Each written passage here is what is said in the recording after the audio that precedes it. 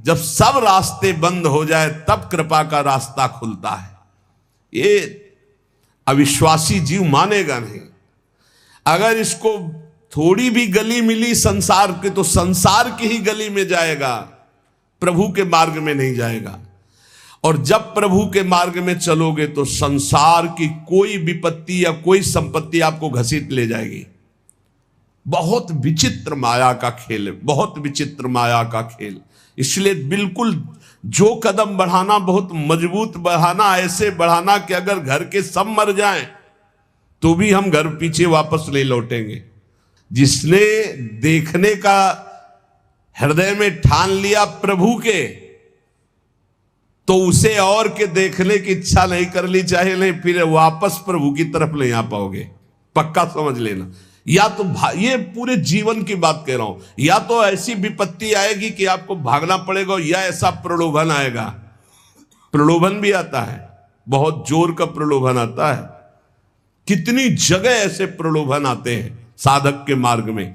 प्रलोभन और भय, इन दोनों का त्याग करके जो भगवत मार्ग में बढ़ता है वही आगे जाकर के जान पाता है कि संकट, विपत्ति, अपमान, तिरस्कार, संसार सब ठुकरा रहा है, ये भगवान की कृपा है।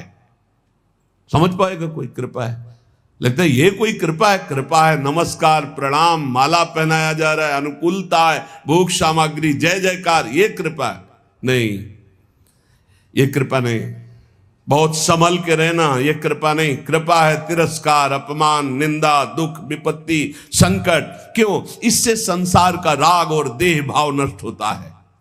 इसीलिए सम्मानम कल्याति घोर गरलम कहा गया। सम्मान विष है, नीच पुरुषों द्वारा किया हुआ अपमान अमृत है। विश्वास करो, तुम्हारे आगे पीछे बाएं दाएं ऊपर नीचे केवल भगवान की कृपा घेरे हुए है। वो सुधा धारा बरसा रही है, अमृत रस बरसा रही है। तुम्हारी शक्ति नहीं अब कि तुम भगवान के मार्ग से हट जाओ, क्योंकि ऐसा चिंतन करो, कितना आनंद है। मेरे आगे पीछे दाएं बाएं ऊपर नीचे सब तरफ से मैं कृपा से घिरा हूं।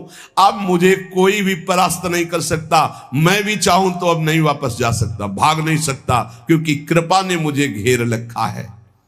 देखो, भगवान पर भरोसा और इसमें कभी शिथिलता ना पावे तो बहुत जल्दी भगवत प्राप्ति हो जाती है। भगवान पर दृढ़ भरोसा और शिथिलता ना आना। जब वो परिस्थिति पैदा करते तब समझ में आता है। जब परिस्थिति थी द्रौपदी की कि कोई भी सभा में नहीं खड़ा हुआ उसकी रक्षा करने के लिए, अपने में दम नहीं रह गई, तब पुकारा, हे श्री कृष्ण द्वारिका वासिन गोविंद। चीरावतार भगवान का वस्त्रावतार हो गया। गजेंद्र जब हार गया, सब छोड़कर चले गए, हजारों वर्ष लड़ता रहा, लगा कि अब तब वो पुकारा, हरि। ऐसे कुछ देहाभिमानी गजेंद्र ये है, मन, ये अहंकार, ये जब घेर करके, अब आप देखना, जिस पर विशिष्ट कृपा होती है उसका सब नाश कर देते हैं भगवान। कैसे? शरीर सब कुछ छोड़ करके भगवत मार्ग में चले तो शरीर तो स्वस्थ होना चाहिए। अब जो साधना थी, पद्मासन 6 घंटा 8 घंटा लगाकर भगवत चिंतन करना, भिक्षावृत्ति से जीना, अब किडनी फेल। जो ही सुना किडनी फेल तो जहां थे वहां से निकाल दिए गए, एक पैसा पास नहीं। बलराम ब्रजवासी तो सुनने आते हो तो जान रहे, एक पैसा पास नहीं। आदेश हुआ 15 दिन में खाली कर दो, कुछ परिचय हमारा नहीं। जब वो 15 दिन के, हमका 15 मिनट, हम तो भगवत आश्रित है। रोड में राधा वल्लभ जी के सामने झोला लेके बैठे, हाँ मालिक अब बताओ कहां। बस इतनी प्रार्थना कि अब काशी वापस न जाना पड़े प्रभु, क्योंकि धाम के बिना हम जी नहीं सकते। आप उस परिस्थिति को झांक भी नहीं सकते कि क्या स्थिति उस समय। अब साधन ये तो केवल भगवत कृपा से बैठे, हम कोई थोड़ी बैठने लायक है। ये जो बैठकर सत्संग हो रहा है केवल कृपा से हो रहा है, किडनी बैठने लायक नहीं। वर्तमान में इस समय जैसे आग रखी हो ऐसे जल रही, पर उसका भान केवल श्री जी के प्रताप से नहीं, फेल किडनी से ऐसे नहीं बैठा जा सकता कि इतनी देर बैठ करके प्रवचन किया जा सके। ये नहीं, ये सब अलौकिकता केवल कृपा से हो रही। सर्वनाश स्थिति, स्थान हटा दिया गया, शरीर अस्वस्थ, घोर अस्वस्थ, व्यवस्था पूरी भंग। अब लगा एक, अभी हम समझते थे हम शरणागत हो गए, बचपन से शरणागत हैं। शरणागति बचपन से शुरू हुई, आत्मसमर्पण, और वो होते होते होते होते तब समझ में आया कि अब आत्मसमर्पण पूर्ण हो रहा है। कैसे पूर्ण हो रहा है? अब कुछ नहीं बचा। शरीर का भरोसा गया कि साधना नहीं हो सकती, कोई कहीं कोई अपनापन नहीं। एक एक ऑपरेशन इतने आराम से हुआ कि हम तुम्हें कैसे बताएं। आराम, हर हमें कभी लौट कर जिंदगी में जन्मभूमि नहीं गए जिस दिन से निकले आज तक। कानपुर अस्पताल में गए थे, कानपुर से तो बहुत दूर ग्राम, कभी नहीं गए, लेकिन एक आशा, एक छोटी सी झीनी रेखा आशा गई, कभी तो है ना भगवान उसका भी कोई नहीं तेरा। तो वृंदावन वृंदावन, हमें तुरंत ले चलो वृंदावन। वृंदावन आए और उसी समय से प्रण लिया ये प्राण, ये जीवन वृंदावन को समर्पित है। बस एक टूटी सी छत के नीचे हमें हितधाम में रहने को मिला।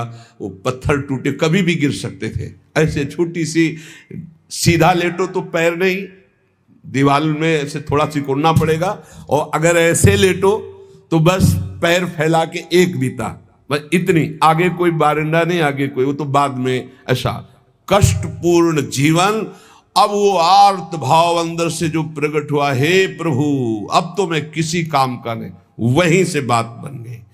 साधना वैसे तो सब चल, लेकिन जो शरणागति की बात आई, जो ठसक की बात आई, जिस ठसक में आप लोगों को हम कहते हैं भगवत प्राप्ति, ये जो हम बोलते हैं ना, ये केवल बोलते ही नहीं है।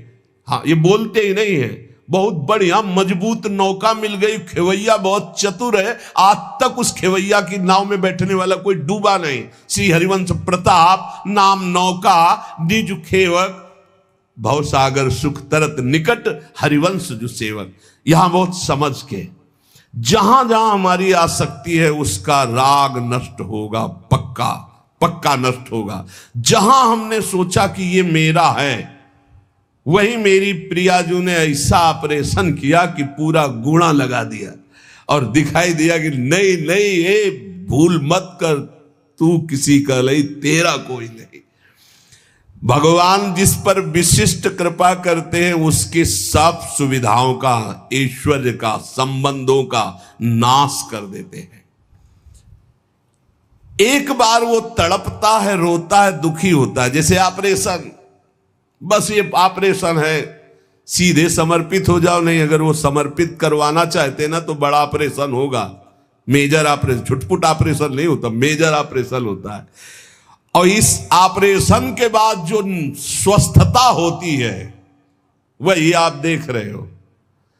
जो ऑपरेशन हुआ ना, उसकी जो हमारी रोग निवृत्ति हुई, अहम की स्वस्थता जो देख रहे हो वही है। ये जो कुछ देख रहे हो ये वही स्वस्थता है, उसी ने निहाल कर दिया। शरणागति कमाने में बहुत घाटे में थे, और जब हो गए उनके तो पूरी प्रॉपर्टी के अधिकारी हो गए। कुंज महल की टहल सुख, संपत्ति दंपति पाई है। ये दंपति रूपी संपत्ति, श्यामा श्याम हमारे कुंज महल की टहल सुख, दंपति संपत्ति पाई है।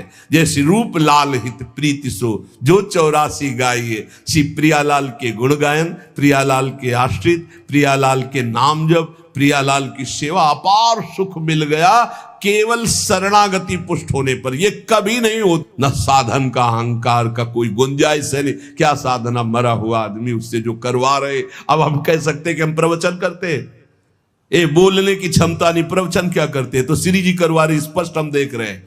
हाँ, वो वहां से बटन दबा रहे, बस हो रहा है, बस हो रहा है, बस ऐसा। सम्मान की चाह भगवत प्राप्ति में बहुत बाधक है, और ये बड़ी सूक्ष्मता से बड़े ऊंचे ऊंचे साधकों में भी रहती है। ये बहुत बहुत विचित्र बात है। सम्मान की चाह बड़े ऊंचे ऊंचे साधकों में रहती है। बड़ी कृपा हो जाए तो इस सम्मान का भाव नष्ट हो जाए, नहीं तो ये बहुत सूक्ष्म रहता है। यही है सम्मान रूपी जहर का नशा चढ़ रहा है, जहर चढ़ रहा है। ये भगवत प्राप्ति में बहुत बाधक है। और जब भगवत प्राप्त हो जाता है, इस कोटि का सम्मान मिलता है, तो उसको सब भगवान की लीला, वो इस पर कोई भी महत्व नहीं होता। चाहे कोई गाली दे तो बुरा नहीं, और कोई प्रणाम नमस्कार करके प्रशंसा करे तो कोई भला नहीं। वो एक अलौकिक स्थिति होती है। भगवान के नाम पर अपने व्यक्तित्व की पूजा कराना, ये भगवत प्राप्ति से विमुख कर देने वाली बहुत बड़ी कमजोरी है। इसलिए इसको पहचानो अपने अंदर, चाहे गृहस्थ हो चाहे विरक्त हो। जब हम भक्ति करते हैं तो हम कुछ विशिष्ट हैं, अपने व्यक्तित्व की पूजा कराने की भावना अंदर बैठ जाती है। उसमें अहम पूजा करवाना चाहता। पूजा का मतलब आरती से ही नहीं है, मतलब सम्मान देना, आओ आओ आओ, विशेष अधिकार, विशेष सम्मान, विशेष। ये कमजोरी बहुत जोर की होती है। ये कमजोरी भगवान की प्राप्ति नहीं होने देती है। वो इस कमजोरी को अपनी कमजोरी ना मानकर बड़ी ऊंचाई मानता है। हम आपसे प्रार्थना करते हैं, यदि कहीं भी सम्मान की प्रियता हो तो इसे भगवान के बल से हटा दो, नहीं तो ये विघ्नों का जाल फैला देगी। अपने लक्ष्य से ये आपको हटा देगी, अग्रसर होने में बाधा पहुंचा देगी। कठिनाइयां आ जाएंगी आपके मार्ग में जिसे आप नहीं हटा पाएंगे।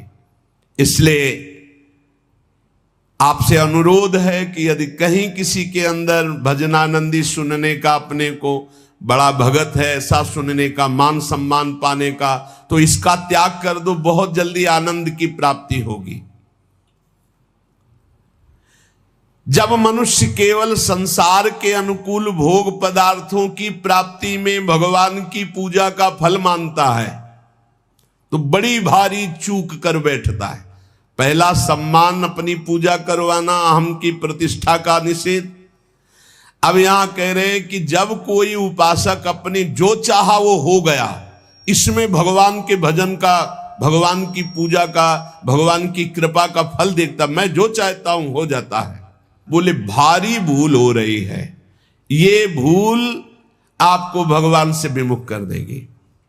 भगवान की कृपा सभी पर, सभी अवस्थाओं पर बरसती है, पर जो अपनी अनुकूलता का भोग करते हैं, जिनकी बुद्धि अनुकूलता में भगवान की कृपा को तौलती है, वो माया के मोह बंधन में, भोगों में फंस जाते हैं। भोगों में फंस करके फिर उनका भजन लुप्त होने लगता है, फिर भजन मार्ग गुप्त हो जाता है। भजन मार्ग कहां प्रकाशित होता है? यहां हृदय में। हृदय में भजन मार्ग प्रकाशित होता है, बाहर दौड़ना भजन मार्ग नहीं। हृदय में अंतर्मुख होकर के निरंतर अपने परमात्म चिंतन में लगे रहना। सबसे बड़ी गलती है भोगों की, मान की अनुकूलता प्राप्त होने पर भगवान की कृपा मनाना। कभी मत मनाना, नहीं तो जहां प्रतिकूलता आई तो कोसने लगोगे प्रभु को। मनुष्य का भजन, भगवान नाम जप, शास्त्रों का स्वाध्याय, ठाकुर सेवा, इसका फल है भगवान में प्रीति हो जाना। इसका फल है दुख सुख लाभ हानि मान अपमान में समान स्थिति रहना। दुख सुख लाभ हानि मान अपमान में समान स्थिति रहना, यह भजन का फल है। पर जो उपासक मनमानी पूर्ण होने पर भगवान की पूजा भजन की सफलता मानता है, तो जहां भारी प्रतिकूलता हुई तहां उसकी सोच उल्टी होने लगती है। ऐसे हमें अतरे दिन सुनने को मिलता है एकांतिक में।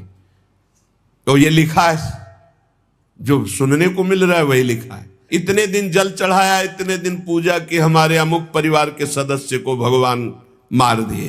क्या चला जाता उनका अगर वो ऐसा ना करते तो? जो पहले कृपा भगवान की थी अब वो नहीं रही। वो क्षोभ कर बैठेगा। वो भगवान के मंगल विधान में अन्याय मान लेगा। यहां तक कि फिर उसके हृदय में ऐसी नास्तिकता आ जाएगी कि बिल्कुल सत्य ऐसा ही है। कितने लोगों के भाव बिगड़ जाते हैं ऐसे, जो इनको सही सत्संग नहीं मिला, जो सही भजन में नहीं लगे, उनको यूं कह करके वो भगवान के मार्ग से भ्रष्ट हो जाते हैं। इसलिए हमारी कामनाओं की पूर्ति हो तो भगवत कृपा, ये मानना छोड़ दो। मनुष्य को सफलता मिलती है शुभ कर्म से, और असफलता मिलती है अशुभ कर्म पाप से। और भजन से बल मिलता सफलता असफलता में समान रहना। ये बात समझो, भजन का फल क्या है? भजन का फल सफलता नहीं है, जो चाहे वो मिल गया ऐसा नहीं है। भजन का फल है सुख दुखे समय कृत्वा लाभा लाभौ जया जयो। जय और पराजय में, हानि और लाभ में, सुख और दुख में समान भाव रखना, ये भजन का फल है। सुख मिलना शुभ कर्म का फल है, दुख मिलना अशुभ कर्म का फल है, और सुख दुख में समान स्थिति रखना, ये भजन का फल है, ये भगवत कृपा का फल है। अपनी कर्म वृत्ति को अहंकार की प्रधानता देकर मैंने ये कार्य किया, मैंने भोग लगाया, मैंने आरती की, मैंने भजन किया, मैं तीर्थ याटन में गया, मेरी कामना पूर्ण हो गई। अपनी बुद्धि, अपना बल, अपना भाव, अपना कला कौशल का घमंड अंदर रहता है। इसीलिए साधन करने पर, तीर्थ याटन करने पर, दान करने पर भी उसका जो फल है समता, वो नहीं आ पाती। वो ममता में ही फंसा रहता है। ये जैसे जैसे अहंकार बढ़ता जाता है, वैसे वैसे साधना में विघ्न उपस्थित होता है। सफलता हो गई तो मैंने विजय प्राप्त की। ये जो थोड़ा साधन करने पर अपनी सफलता दिखाई दे तो रोना चाहिए। हमने जो सोचा वही हो गया। बहुत खतरा, खर्चा हो रहा है भजन तुम्हारा जो भगवत प्राप्ति के लिए। सफलता मैंने प्राप्त की, अपनी बुद्धि का बल, अपनी बुद्धि का कला कौशल, घमंड, ये परमार्थ से भ्रष्ट कर देता है। तो भगवान को प्राप्त करने के लिए उपासक को चाहिए कि भगवान कामना आवे तो एक तो कामना ना करे, अगर आवे भी तो भगवान से ही बहे। वो कामना समर्पित करते हुए ये प्रार्थना करे कि प्रभु मंगल भवन, ये कामना आई है, यदि आपके भजन में सहायक हो तो पूर्ण कर देना, और भजन में यदि बाधा करने वाली हो तो कभी पूर्ण ना करना। जब भगवान, बहुत ध्यान से सुनना, किसी पर विशेष कृपा करते हैं तब सबसे पहले उसकी सुविधाओं का नाश कर देते हैं। विशिष्ट कृपा चाहिए, विशेष कृपा। कृपा तो है ये सब पे, दया भी है। विशिष्ट कृपा चाहिए तो कह रहे जिस पर कृपा करते हैं तो सबसे पहले उसके सब व्यवस्थाओं का नाश कर देते हैं। बहुत कठिन कृपा है। यही भगवान ने युधिष्ठिर जी से कहा, जिस पर मैं कृपा करता हूं उसका सर्वनाश कर देता हूं। चाहिए सर्वनाश? जो अपने सर्वस्व को मिटा देता है तो क्या है आपका? है क्या आपका? कुछ नहीं। मतलब आपके भ्रम का नाश का मतलब है सर्वनाश। आप समझ लीजिए, डरना नहीं।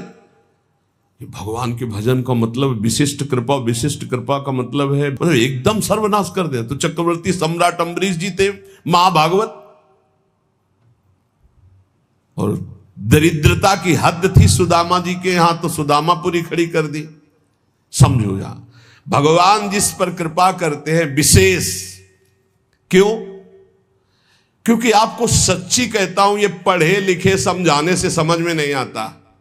सुनो, जिस पर विशिष्ट कृपा करता हूं उसका सर्वनाश कर देता हूं।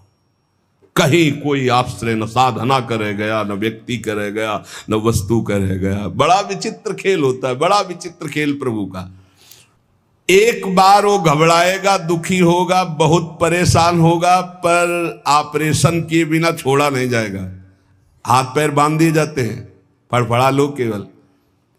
कहां जाओगे? अब कहां जाओगे भाई? नहीं कोई, कहां जाओगे? अब करोगे क्या करोगे? कोई रास्ता ही नहीं है। एक ऐसा प्रभु फांसते हैं। भगवान से प्रार्थना करो कि फांस लें वो आपको, छुट्टा न रहे आप, बड़ी कृपा हो जाएगी। ऐसा फांस लेते कि उनके सिवा कोई है ही नहीं, करे तो क्या करे, कोई है ही नहीं, कोई मतलब कोई रास्ते नहीं। जाऊं तो जाऊं कहां, जाऊं तो जाऊं कहां, कोई रास्ता ही नहीं है। बड़े कृपालु है, बड़े कृपालु है। सब माया मोह का पर्दा फांस करके ऐसे। और सुनो, भगवान उसका अपमान करवाते हैं, भगवान उसका उपहास करवाते हैं। बहुत ध्यान से सुनना है, इसलिए कह रहा हूं कि प्रश्न होते हैं कि हमारा बहुत उपहास होता है, तिलक न लगाऊं क्या, कंठी न बांधूं क्या, चलेगा?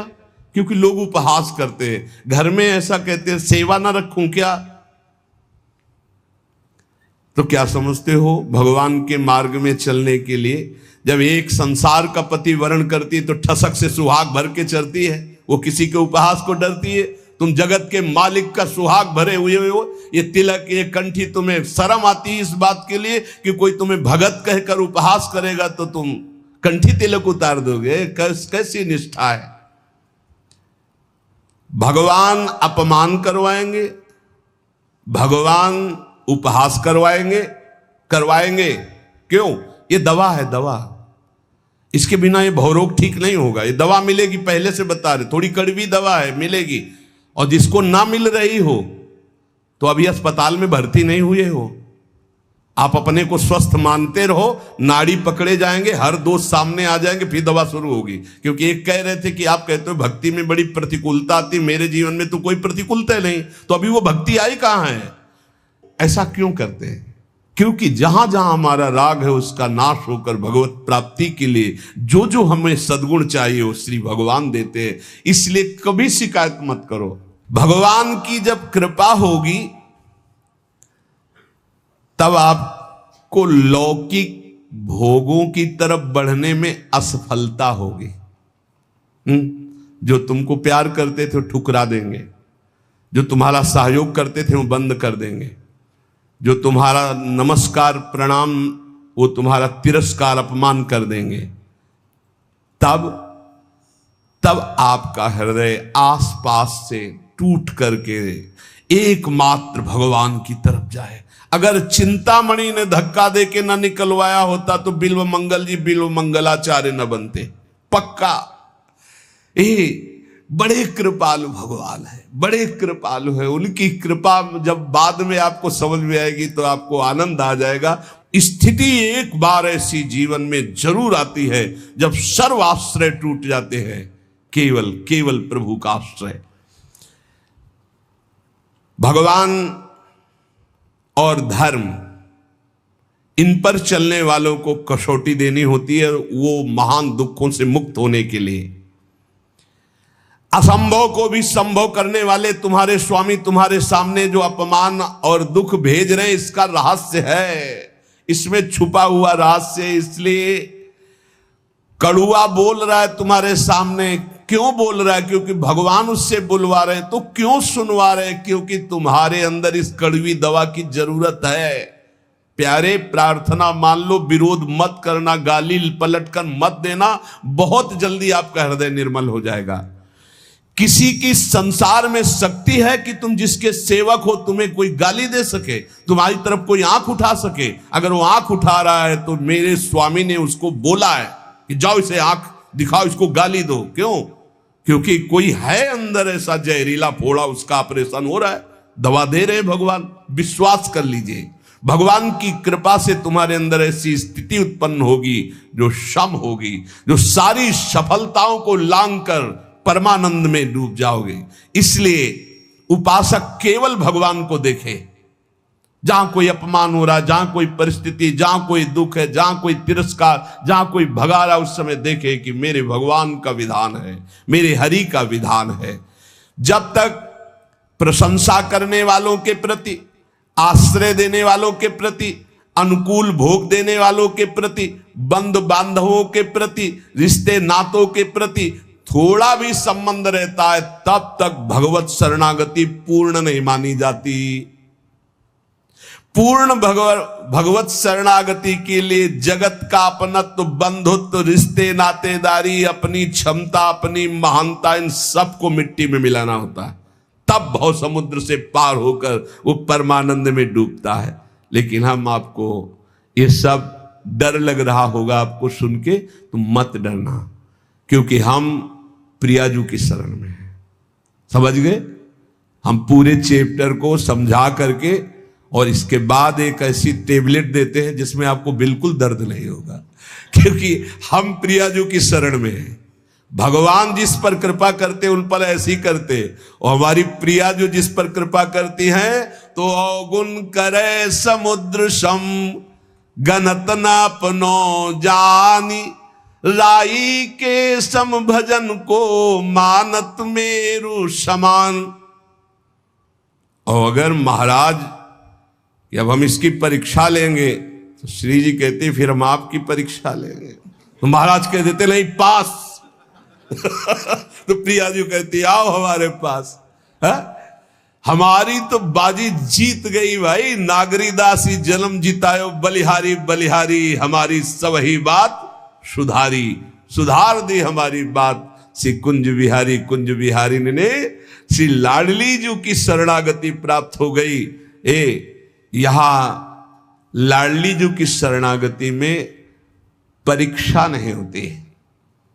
एक आपको अंदर की बात बता देते हैं, यहां इतनी अलबेली सरकार है, बस पास ही पास करती जाती है। परीक्षा ने कहूं न रिस कहूं, भूल हूं न होत सकी, रहत प्रसन्न सदा ही मुख हास्य। ये बस नाम चलाते रहना।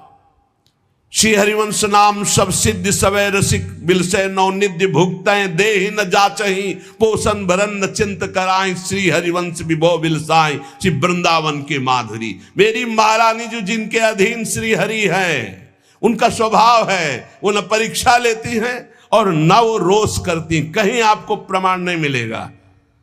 परीक्षा नहीं लेती और रोष नहीं करती और भूखा नहीं रहने देती, और कभी भी किसी भी परिस्थिति में घबराहट नहीं आने देती। वो एक अलौकिक आनंद, एक अलौकिक समर्पण, एक अलौकिक, हमारा समर्पण क्या, उनका समर्पण, वो कितना समर्पित है। इसीलिए हम कहते हैं कि हमारी तो जीवन की बाजी जीत गई।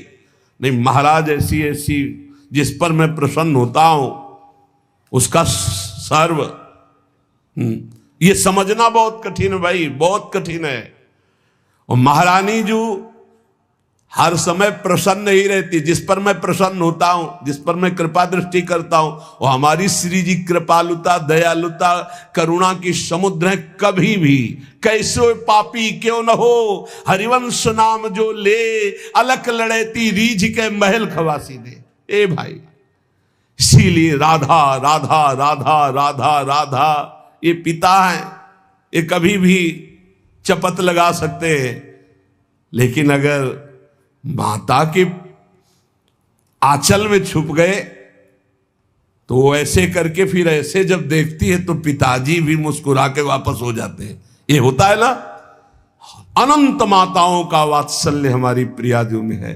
जो लालजू कहते बहुत ही उद्दंड है, गीता में समझाया, भागवत में समझाया, समझता ही नहीं है, संत गुरु वाक्यों से समझाया फिर भी नहीं समझ रहा, अब इसको दंड देना पड़ेगा। तो श्री जी कहती है अच्छा